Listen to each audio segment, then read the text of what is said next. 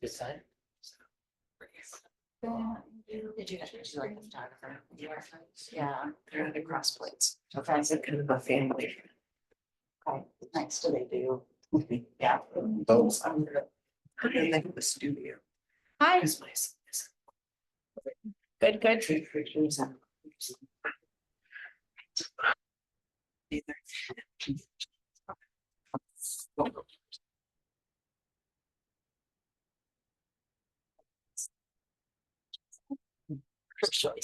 know.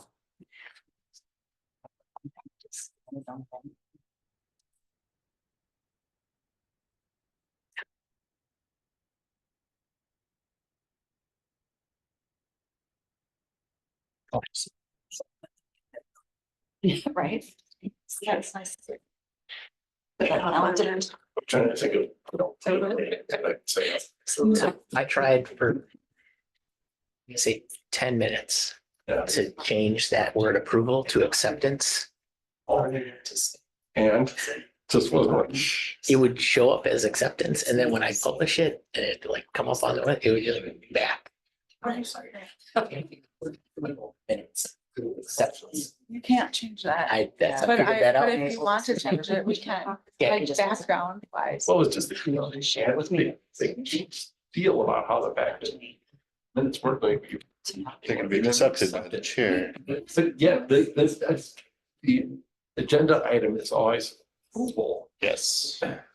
I guess the chair. Do we have, don't we, when we leave it as approval, that's how they have it set up for. Just don't get it. What? My committee would like it changed to acceptance. Well, we are all staying. There you have it. So once the edict comes out from council, then once council uses acceptance, then There you go. In council, Yeah. change things. Well, yeah, we have. language on our agenda of approval of minutes instead of approval. Just talking about changing to acceptance of minutes. Is the AC on? What the heck? It's cold in here. We have a lot Feels of like- different feels- temperature zones throughout this building. We're not quite sure which one. You're Hi. looking We're in the winter looking zone. for new HVAC, Yeah, right? I plan for negative degrees and yeah. For really warm temperatures Good job. every day. Layers, lots of layers. Yeah. You have your puffy coat on, so I know. I would not, yeah. All right, it is 7 o'clock. I believe all that are planning on being here are here today. So call to order the October 21st, 2024 Parks Recreation and Forestry Commission meeting. Kylie, do you have a roll? Yeah, it looks like we have a quorum. All members are present except for Eric Bullock. So I'll note that on the meeting. All right, first order of business, acceptance of minutes. Does anybody have any changes from the minutes from the last meeting? One. I believe you misspelled my last name. Oh, okay, probably. Yeah. I'll have, yeah, There's no U in it. throughout the entire one. I think you had it right once. Okay. Okay, so I didn't know how many. So throughout the. Okay. All right. There's a couple. All right, any other changes to the minutes from last meeting? All right, none. I'll accept the minutes as submitted. All right, on to agenda item number 1, concept design approval for the Precy Park shelter. All right, so this is coming back to you guys. It was at a previous meeting and we had a public input meeting prior to the Parks and Rec and Forestry Commission meeting. And then we discussed that input that we received from the public. And it was motioned to move forward with the location currently where the building is located right now, but just trying to go back and look at the tree, kind of the tree line behind there and how it's affecting that, and if any adjustments can be made with the foundation footings and how those would interact, or how to best move forward with this site that we have and the building design. So kind of trying to take a look at what adjustments and where we're at. Nick is here from Sketchworks tonight to kind of talk through that, and then I'm gonna also pull it up so we can look at that a little bit further here. Put that up there. All right, this is also very. So just trying to take a look at this. Kevin also is an arborist, a certified arborist. So I don't know if everybody knows that, but Kevin does a lot with our entire forestry division within our department and throughout the entire city. So he has been looking at this very heavily with Sketchworks as well, and just their team to review it. So tonight we can further discuss the site plan and the layout of the building, and then just trying to move forward with a direction of constructing the building that was proposed here. So yeah, I don't know if Nick or Kevin have anything else to add prior to discussion, or how you want. Well, just like, hopefully you've all had an opportunity to take a look at the design. If you have any feedback to give to the architect or questions you have for either them or Kevin. It's not to mention, but I assume that that's a 4-foot frost wall. Correct. Was there any thought about doing some sort of floating slab rather than full frost wall? I think the frost wall is probably gonna be necessary, like the next step up, it would cost more, but you could look at more of a deeper pile type of foundation, which would limit the area you would go, but like an aggregate pile, aggregate pier would be kind of the next level up in costs, and it would only be in certain areas they would dig those, but there's cost implications, and they're typically done for bad stuff. Right, so Kevin, if we whack down 4+ feet, they put a 4-foot frost wall in, how much damage are we going to do to the tree roots that are nearby? Yeah, so I can kind of go through what I've worked with. I think it's probably okay. Maybe zoom in just a little bit so Yeah. we get. I struggle That's with probably this. good. So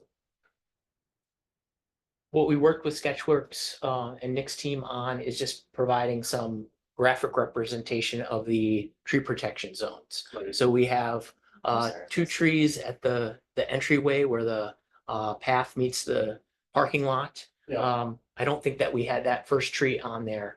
And then, so I asked for a little bit better graphic representation of the actual canopy size. So that's So in you the can- green. Yeah, so you can get an idea of the canopy cover, and these are kind of rough, but they're better than what we had before.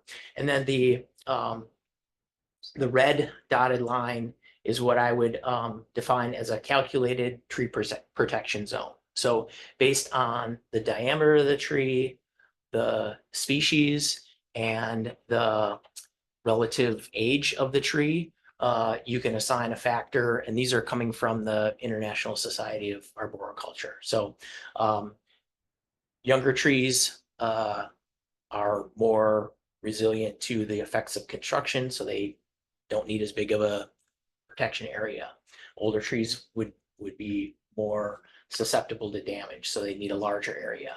There's species dependency in here. So a tree like a elm might be more tolerant of construction than a beech. So species that are more susceptible to damage need a bigger area. And then the older the tree is, the bigger the area it needs. So we took those and created these circles. So that's a calculated tree protection zone. And you can see that there's overlap between the protection zone and the area that we would need to excavate or have machinery into. So yeah, that line that the mouse is going over, that represents 4 feet from the foundation, which is basically where we need to excavate to. So so the next step then would be to take these calculated tree protection zones and create a specified zone, which would actually be where you put up, say, fencing before construction started, limit access into there, and then take fencing down when construction's done. So basically no activity happens within those zones. And those would be changed so that they'd remain the same size and area, but they would be adjusted to allow for the excavation. So you can see that there's a line going through that tree labeled Echo, that's I think a 12-inch diameter shagbark hickory, that tree would not be protected, that would need to be removed. You can't excavate into a tree. Over there. Is there excavation going on over there? So that red line represents 4 feet from the edge of that concrete slab. Oh. Which that's, I'm told, is our limit of where we need That to. whole area is getting footings too. No, or like, not this area, you would just. No, I just meant underneath the roof. Right. What? I didn't hear a sentence come out of your mouth. Yeah. There's the area for the picnic tables. And the roof is supported by 4 piers, for lack of a better term. And would not necessarily need to have a full-blown footing and slab. It could have just a slab, and these detached physically from the rest of the site.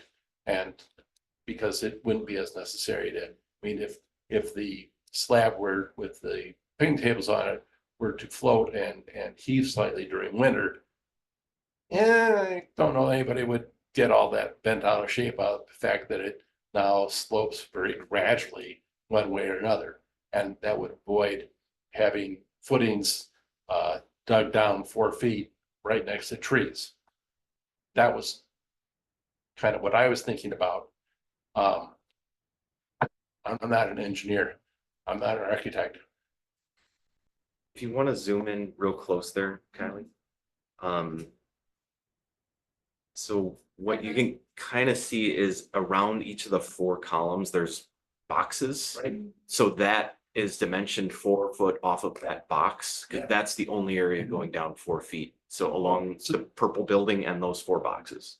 The rest is just a floating slab. Right. Oh. Okay. Oh, Okay. which is what I was sort of So assuming Echo to. is- Echo is safer. No, not really. It's hard to say exactly how far they're gonna go, but they gotta get Sure. people back there, Sure. to be able to get behind and work against that edge. Yeah. So we used 4 feet from the foundation edge of the Yeah. piers. Makes The sense. the 2 piers along the back in particular. Yeah. Trouble. Good, thank you for explaining that a little bit further. So these are oaks. Oaks have shallow roots or not so shallow roots, or there's the one, Echo is actually a hickory. Echo's a hickory, shagbark hickory. The delta is a bur oak. And then the 2 trees kind of on the corner are red oaks.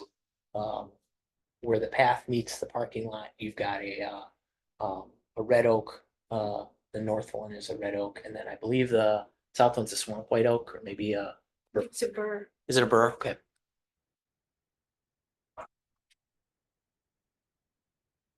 So if Echo is the one that's sort of most in jeopardy, are the roots on shagbark hickories, are those fairly shallow or? Well, I think you could consider that you've got fine root mass in the top layer of soil for any of these trees. I think what would be the thing that we want to worry about would be the cutting of structural roots, which would change the stability of the tree. And I think the next step would, like, once this location is approved, or we're moving forward in the construction process, we're going to work to define that 4-foot line and then go in there using techniques like air excavation, where you can move soil aside, make cuts on roots that to avoid, say, like an excavator grabbing the root and breaking it further closer to the trunk of the tree. So there's techniques we can use to make sure that damage doesn't go beyond that, 4-foot buffer, or if we can be closer to the slab, so be it. Just based on the, assigning of construction buffer to the area, I thought that we wouldn't be able to retain that hickory in this. So Does that answer the? you think this is doable with reasonable risk to the trees? So I think the bur oak delta there is our like best candidate for preservation. It's a relatively smaller tree. Yeah. It's got great form to it. It's in good, healthy condition. So that one to me is like, that's a great candidate for preservation. And you can see that there's overlap between the calculated tree protection zone and our 4 foot buffer. So we would want to just make sure that the sides around there are protected as well. So we increase the area. We keep the area the same size, but we have to take out that portion of overlap. And then there's also asphalt that at some point needs to be removed. That's within the tree protection zone. So again, using, there's hand digging or pulling that stuff out where you're not using heavy machinery that's going to compact the soil. That can be specified in the demo plan, that there's a different type of removal for the stuff that's within tree protection zones. And that could be overseen by a arborist on site. So where was I going? I think that the Delta is a great candidate for preservation. The Charlie oak, it's a larger, bigger diameter red oak. And there's issues of decay in the top of the tree, as you'd expect in a mature tree. So it's going to be less tolerant of construction damage. And it's a tree that it's older. It's a species that's less tolerant. So less of a candidate for preservation. However, if we've got the tree protection zone that we like, aside from that 4 foot buffer, we're really outside of the specified zone. So I feel good about that. And I know you brought up or something you brought up like at last meeting, just how like stabilization of the hillside, and that definitely like with erosion and stuff. And then you were talking a little bit more about how we internally or part of this project can plant some more trees for throughout that embankment. Yeah, I think it's not directly related to tree protection because it's after the fact, but I think planting could be part of the project. I've not looked at the bank at all, but is planting additional trees better than planting, say, some deep rooted prairie plants that will really reinforce the soils? Well, I think the goal would be to do both. I think getting trees in toward the top of the bank, and then this is in our creek corridor, so it's area that's identified for restoration. Over the next X number of years. Yeah, I think The goal would be to get native plants in there. Yeah, and plant, be smart about the trees so that you don't have too dense a canopy. Absolutely. Okay. And I didn't review this either, a little modified from the last one, just for, as far as the actual design of the shelter, it was modified a bit, so I think I left that part out of the original, but, it took on the shape. I know there was some feedback on how the roof lines were and that, but it took on some of the shape. Those bathroom doors would be facing out towards the park and path. There's a storage area for programming, which was desired with this project. And of course, there'll need to be a mechanical room for that, or for the restroom units and that there. And we still achieve six tables for a gathering space of what we were kind of shooting for. So some of those, and in one area instead of how it is right now with a separated 2 area with 2 picnic tables on each side. So that was kind of the design overview. So we're not looking at heating this at all, right? We are looking at having that heated year round. Because that was kind of one of the goals to directed. I don't know if it was directed by previous staff and previous commission, But we've been looking at it as a part of their trail system. We don't have any restrooms besides portable units, especially in a year-round fashion. So we're trying to bring that element in a little bit more. For the Creek Corridor, Pheasant Ranch Creek Corridor Trail, Just to be specific, you're talking about heating the building, the building, the shelter. that's the purple Okay. building. So just the restrooms enough that it wouldn't freeze, especially in the winter. We try to find a good temperature that we don't have to check on a daily basis. We probably have a remote, like, we are installing that for the pool is just a remote app, like you can check on the temperature on a daily basis if you need to throughout cold times. But There's 1 inch of rigid foam between the veneer brick and the CMUs, and no insulation underneath the grade, the slab. No, not under the slab. Going to heat it, would that be a good idea? Typically only per code, you need to put it along the back of the frost wall. And it can be done under the slab, but it's not typically done. Okay, that's not a heat sink that's sucking all sorts of heat out of the heated building and dumping it in the ground. Thermal break, you would think. Yeah. Yeah, you can. It's just most of the buildings we do don't, just because it still meets the energy codes without doing that. It's added costs.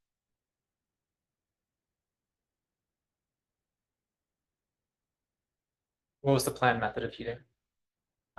we haven't gotten into all of those pieces yet, for sure. It was just more concept location and getting and moving forward, but we have not looked into. But we have a gas line, I mean, we have gas line, so it's right there. And typically we have gone in that direction. I know the city is trying to look into more sustainable options. So I think part of our cost analysis, we might have to look at things like carbon, or like lower carbon concrete, or 2 different heating options, and seeing what everybody wants to support on that end. Just, I don't know if there's anything specifically you want to see 2 different costs on. If it's heating, we can take a look at 2 options, electric versus gas, or Yeah, we're getting, the city's getting some feedback these days about sustainability and trying to be as green as possible. I think this would be an option we certainly ought to look at for like the heat pump. Yeah. Because there's some low temp heat pumps out there. And this is not saying that we need to keep it up balmy 72 degrees necessarily year round. So obviously we don't want the toilets to freeze, but we gotta at least look into it. yeah. Look into what? A heat pump. Heat pump. Okay. And I would also say in floor, a series of tankless kind of things. We have that at home, and it's great because it's constant. And I don't know the cost difference of what units you're looking for, but For what, excuse me? in floor. In floor heat? Okay. So they put tubes in the floor, so you're not running ductwork. That may be more And those expensive at first, Yeah. but PEX tubing get normally embedded into yes, some rigid foam insulation. yes, which would be a great build on, yes, in my opinion. That's mechanical cost, but that's a good idea to look into. Yeah, different options that would work well for. I'm not this saying we study. absolutely have to do it. I'm Yeah, certainly, Yeah. well, look into the, I like to provide, like, here's our, I mean, I can come up with some more expensive things too, but. I think that's a plenty expensive option. Yeah, but I mean. Hey, we can run geothermal in the creek. and I did not look at this as being like a good solar option. I mean, while we worked. There's a with- lot of shade. There with the Well, canopy. We want to keep the shades. That would have to have lots of solar. If you see the canopy there, which is nice that Sketchworks put this on there. The canopy isn't really, I mean, maybe a little bit here, but how this, like, it's not gonna be a super awesome option for solar, but I think that's something we can definitely look at with shelters in the future when we construct shelters, so. So our lower operational cost is the goal too, right? Right. Electric's gonna be really inefficient for heating. Space like that. Yeah. But we can mock it up. Where was there was a tree that formerly died in the space, right? Yeah, and that is, it's not Right. marked on here, but it would be where the Is it? corner, maybe roughly where that, This? nope, it's probably right where the picnic table is. Right here? Yeah, Oh, okay. yep. It's not on the grade on the hill by where Charlie is. It was pretty, if I, is it on this? I think it was a lot more forward than that. Okay. No, that's the No, old one. no. So, yeah, I think it's about right where that It was a little bit more. picnic table is in the corner, Towards- somewhere in there. So the tree roots and everything will have to be excavated for. So, Yes. Unless we want that to be a picnic table. Yes. Kevin,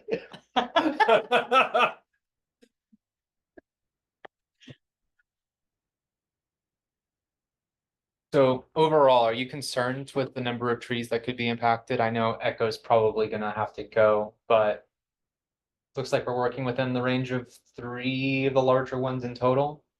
Yeah, of those calculated tree protection zones, there's overlap of, yeah, the 3 large trees that were really targets. Some of the smaller trees that had the arrows to them, those are, small diameter hackberries for the most part. And they would be protected by the zones of the other trees. And because they're so small, they're something that that I don't think we need to actually spend concerned about hackberries. time to put those I'm not protections. thinking about, I'm just saying that they're hackberries. Well, they are close together, so if you look at it like a long-term, Yeah, like something's gonna have to go. they're not all gonna Right. be there in 30 years. Yeah. One of them will be they're under the canopies of other oaks. So I feel like this is a pretty good plan. Unless we put the shelter at a totally different location where we're not impacting it beyond the demolition of the existing shelter. But I think if we plan in conjunction with the demolition and the construction to protect these trees from excavation, I think it's a good plan. And the purple outline for the previous shelter, that's just a slab. Defer to, That's such a slab. Or you- Yes, it's just a slab and then, obviously the skinny piece that's right in the middle, kind of behind the purple is your building. So you can kind of see because the tree came down on the east end, we tried to push all of this as far east as possible to not impact the large tree on the west end. So yeah, that Charlie and Delta were the ones that I was personally more concerned with, so I'm happy to see that we got quite a bit of breathing room as far as where the actual final footprint will be. Yeah, that's more. This is a lot of like 2, maybe 3-inch asphalt. Like, sorry, but Not, it won't be as deep then as the slab. to like go up. Any other feedback or questions? It's really good. We do. It's really We have 2 people here from the community that they just wanted to learn more, and they've lived at the park for 50 years or next to the park for 50 years, so yeah, just FYI to everybody. Yeah. But I guess I was just looking for feedback tonight, and I wanted to figure out kind of next steps and process that provide next steps and process for this. So if depending on all of your feedback, we would move forward with design and location to start working on cost estimates and building out kind of more of a timeline for bidding and that. I have a question for Kevin. Yeah. The shagbark hickories, it doesn't seem like we have very many of them. Is that true, or am I just not looking? They would be, so they're a native species. They would be something that you would find in an oak open oak woodland. I think of the Bach Community Forest. So in the forest under the water tower, like there's certainly shagbark hickory in there. That's an example site that just comes to my mind. So we do have them. Yeah. They're not something that's a rare tree. We don't use them for like street tree plantings because of the nuts coming down on cars or in the street. So it's typically not used as a street tree. Maybe that's why it's not in our. Is it something that we could put in the budget to plant an echo of echo? Else, you know, to put it someplace else, like to give it back to the. Certainly, yeah.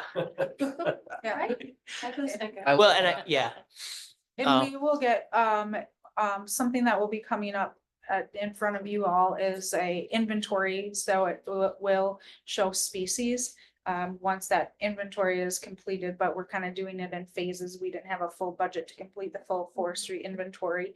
But it helps show, our species, and something that I think you guys will all be proud of is just this, the variety of species within the city of Middleton is actually quite remarkable. So, but we can look at planting another echo, right, Kevin? Yeah, I think planting trees is a great add-on to this project. I think the idea of shoring up the bank on the creek corridor near the top to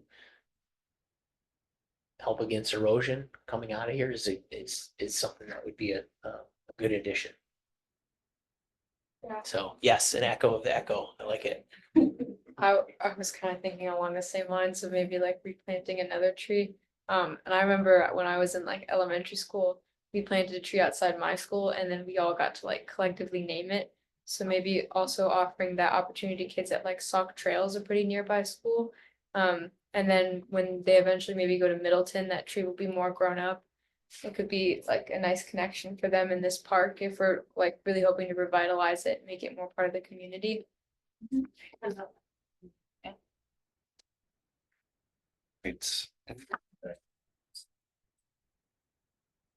think you're looking for a motion of like concept approval. Yeah, I think that Yeah. would be good, so we Yeah. can come back to that. Okay.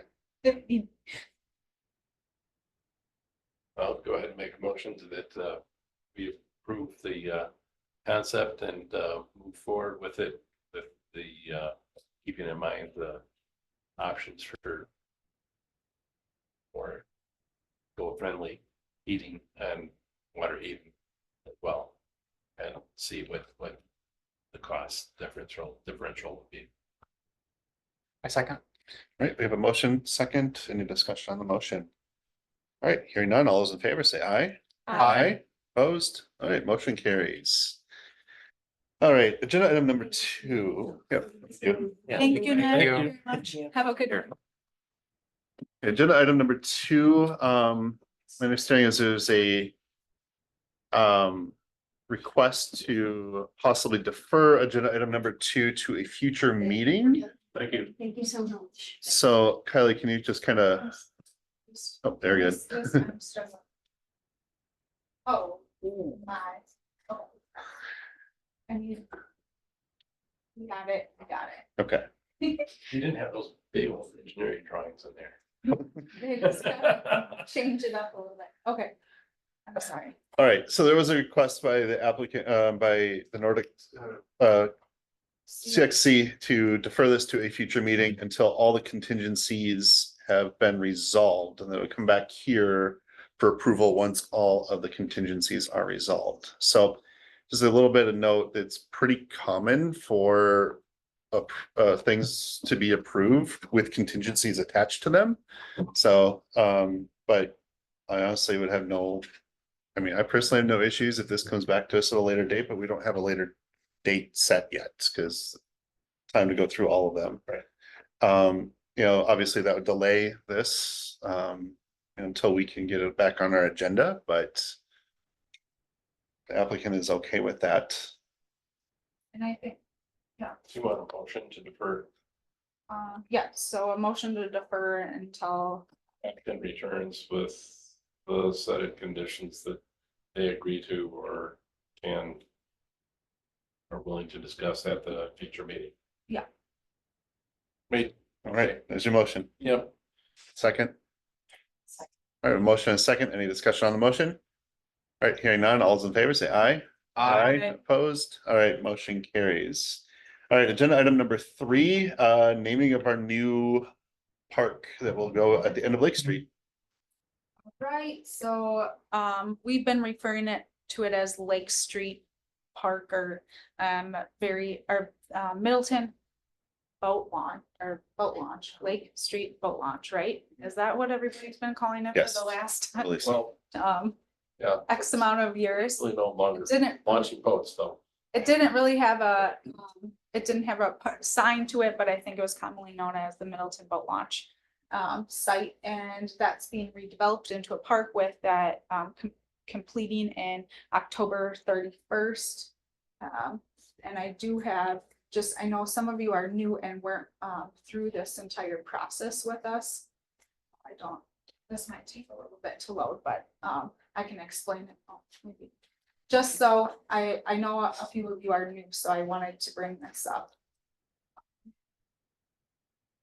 as a part, so you guys know exactly what we're talking about. I don't know who hasn't seen this or who has seen this, Aria, and I believe you've seen, okay.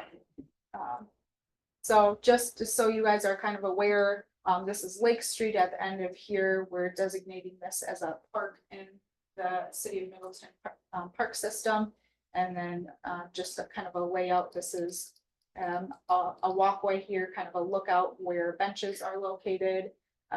There'll be a tree located in the center there. We're looking at an art sculpture piece, working with the Middleton Arts Committee in this location, putting a park sign. There's a walkable footpath here. And then there'll be steps down to access the lake, and then also a ramp that would be accessing the pier. This is a location for the fire rescue boat. And we are gonna move that bench, not in that location, but, and then also an ADA launch for kayak, canoe, small paddle crafts, paddle boards, things like that. And then this also serves as fishing. This has been a part of a DNR grant. And we did a mitigation plan that would extend another 20-year life cycle to this site. So there was previous grant funding and how this transitioned, because it was before the 20-year life cycle that those grants were awarded for boat launch construction. We worked through that mitigation plan. I'm giving a lot more information than the naming on this, but hopefully some of that helps. And then we are looking at naming of this park so that we can actually designate it, because before we can move forward designating it, we need a park name to do that. So the city attorney is kind of waiting on us to get that piece all done. And we came up with a few different names, but you guys can also look at naming of what you might think would be a good name for this location. The neighborhood is considered Middleton Springs, and so we were looking at Middleton Springs Park. It's kind of common with Middleton Hills Park, and I don't know what other neighborhoods are like the same name. Trying to think. I know Baskerville Park is named after the street, Baskerville Ave. So we also have Lake Street Park, Lake Park, Lake Lookout Park, Sunrise Park. Kevin and I were both very open to 1 and 2. But we tried to come up with some more ideas. We had a list of about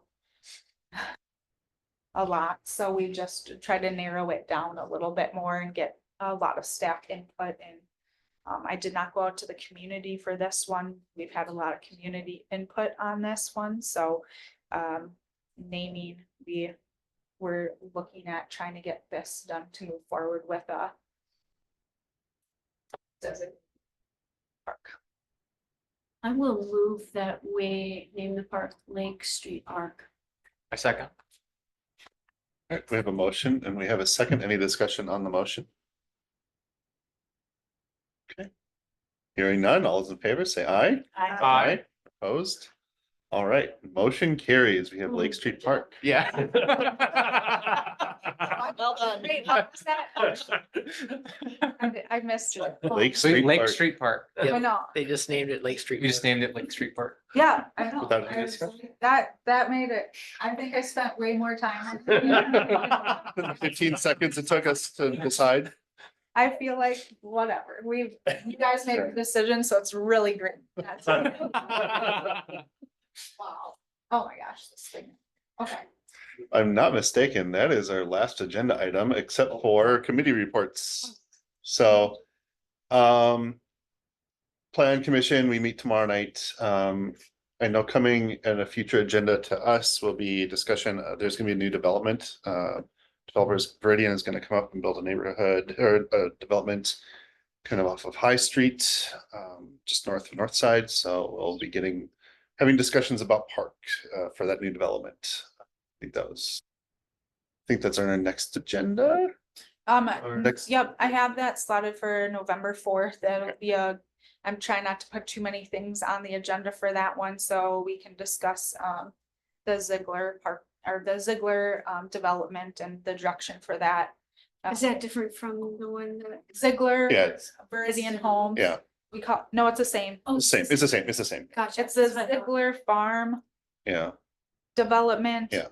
By Viridian Homes. And then, so that'll be coming forward. CLC will be talking about it at Wednesday because they only have monthly meetings. And this, yeah, so. Back here on the fourth, I assume, What do you mean? this room. Oh, we might be in the assume- room. Oh, yeah, I thought Lori would have that. Oh, no, yep, sorry. In one of these two, so it doesn't matter. Oh, I've lived through this. There's this thing coming up, Oh, in yeah. case you haven't heard. Yep, leave that. Okay. Haven't noticed. I think that was the only thing from our last planning commission meeting that is pertinent to us, PRC. Certainty Lands, got nothing to report, because, Kevin, and then put an emergency meeting in between our last park commission meeting and this one, so, But on Wednesday, we'll have something. Right. And Erica is not here for community campus. So, that's it. So that's all of our agenda items. So we are adjourned. Done, everybody. Thank you. Thank you. Concerned about, taking